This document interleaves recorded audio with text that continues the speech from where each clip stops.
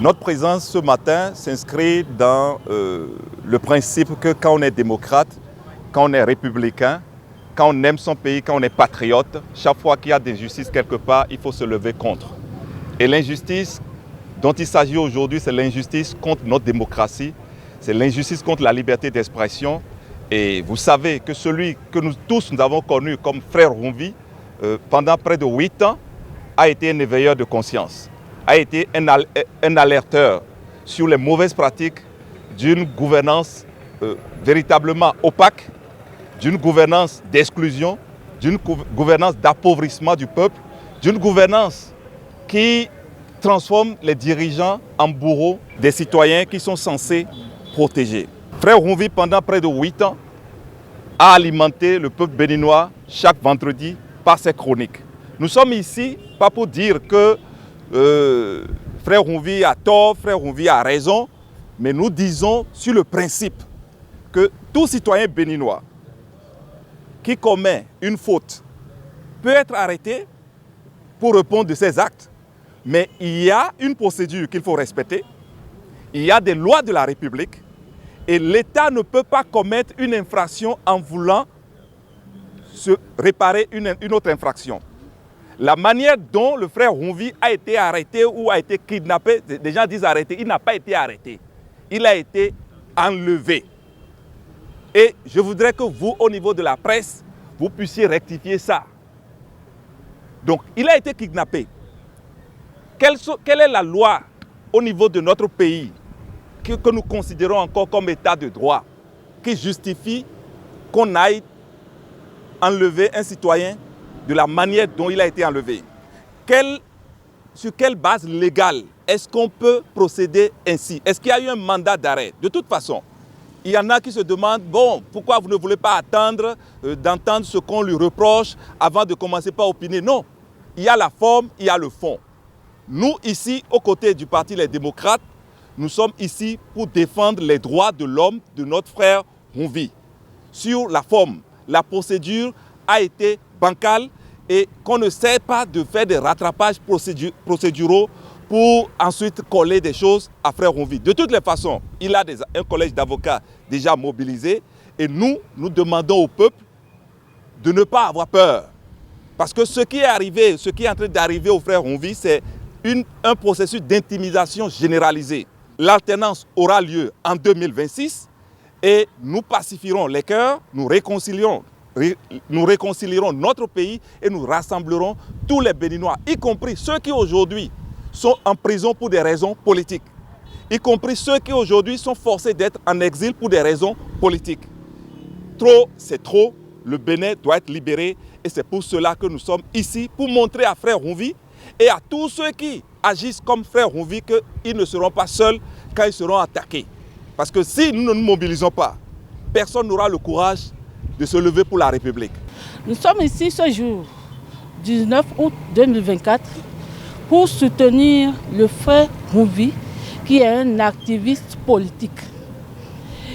Il a contribué pour démarquer toutes les exactions de ce pouvoir, ce gouvernement dit de la rupture. Vous n'êtes sans savoir toutes les révélations faites par le frère Rumvi. Donc, en ce sens, étant qu'activiste politique, chroniqueur, qui est libre de s'exprimer, nous dénonçons son kidnapping. Et en ce sens, nous sommes là aujourd'hui pour le soutenir. C'est un soutien pacifique que nous faisons. Nous ne sommes pas là pour branler des branches et autres là. Nous sommes là pour le soutenir et lui dire que toute la population béninoise est derrière lui.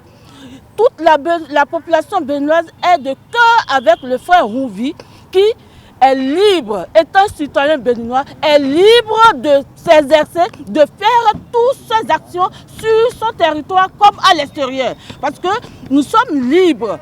Les droits de l'homme nous donnent cette liberté et c'est une injustice qu'il soit kidnappé et qu'il soit déferlé devant la criette ce matin. Donc en ce sens, nous appelons toute la nation béninoise pour dire qu'il est temps que nous nous levons contre cette manière, cette méthode qu'a ce gouvernement de kidnapper par des rap des citoyens béninois, de les empêcher de s'exprimer.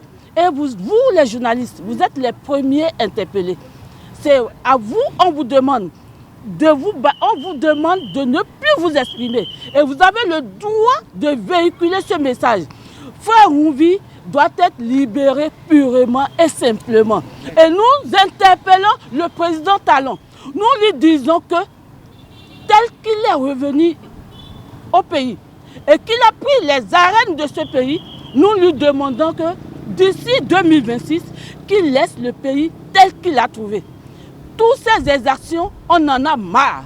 Les femmes béninoises en ont marre. Et nous lui demandons de réfléchir et de chercher à sortir par la grande porte, que ce soit par une persienne. En 2019, lorsqu'il y avait exclusion, le président Yahya Ibrahim disait que nous rentrons dans une insécurité pour plus de 20 années. C'est cette insécurité que nous sommes en train de vivre avec Frère Oumvi. C'est l'arrivée avec ce système des exilés politiques, des prisonniers politiques, qu'un Frère Oumvi a été créé. Ce n'est pas qu'un seul Frère Oumvi, que plusieurs Frères Oumvi ont été créés.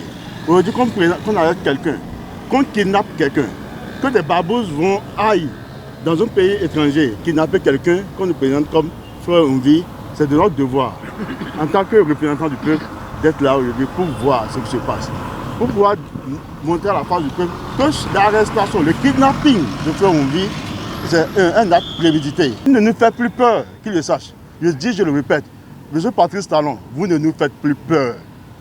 Posez vos actes, nous on est là pour représenter le peuple et faire ce que le peuple nous demande de faire. Finir avec les arrestations. Et je profite encore pour lancer un appel à la police. La police, vous êtes là pour le peuple, vous n'êtes pas là pour un seul homme. Vous n'êtes pas là pour le président Patrice Talon. N'oubliez pas qu'il reste 642 jours aujourd'hui pour qu'il laisse le pouvoir. Dans 643 jours, il y aura notre président qui ne serait pas Patrice Talon.